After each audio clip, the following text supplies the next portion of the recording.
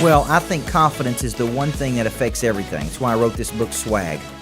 I believe confidence affects all 7 billion people on planet Earth. It is either your greatest asset or it's your greatest liability. It is either something that adds or something that subtracts. So what I did in that book is I kind of broke confidence down to a science. Okay?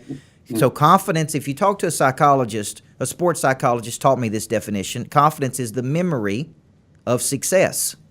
But here's the problem. Interesting. What if you haven't had any success? So I was giving talks all over the country, and I was using that definition. Confidence is the memory of success.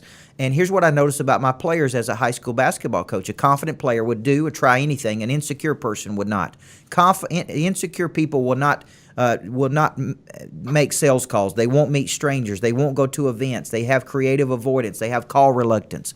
And so what I said is a confident person.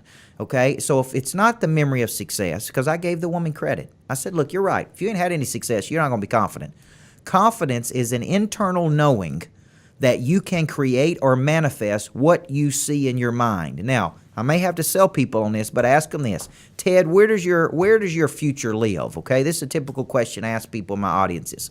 Where does your future live? And people think, and I say, does it not reside in your own imagination? See, I can't see Ted Ryce's future, no more than you can see my future. So here's the deal.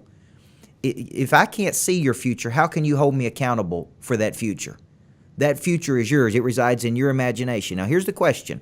Will you have the self-discipline? Discipline is a derivative of the word disciple, which means to give yourself to a person or cause you believe in. Jesus had 12 disciples. But you can become a disciple to your own future. Okay? So what I'm saying is I have cultivated the self-discipline. I'm a disciple to my future to take action on what I envision. And when I do that, guess what happens? I build confidence. Now, the other piece of confidence is something that you're very familiar with, is confidence needs to be diversified. A good financial advisor tells you to diversify your portfolio. Well, what if all of my confidence is tied up in how my wife feels about me today and she don't feel good about me today? What if all my confidence is tied up in my business and we lost a couple sales today?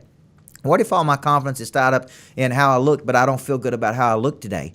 You see what I'm saying? So I diversify my confidence.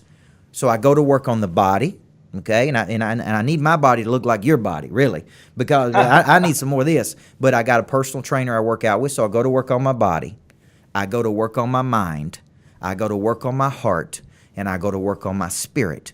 Those 4 parts drive my confidence, and I am diversifying my confidence. So if my body's not where it needs to be, my mind is where it needs to be, or my heart is where it needs to be, or my spirit's where it needs to be.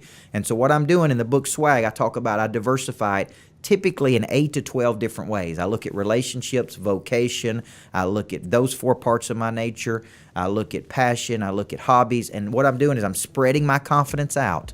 And I'm not giving it up to anybody else. It is my confidence. You can't take away my confidence unless I give it to you. I found my voice very early in life through a conversation of another mentor leader in my life that said, you need to be a coach.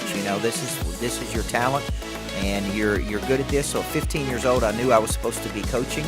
I've really spent the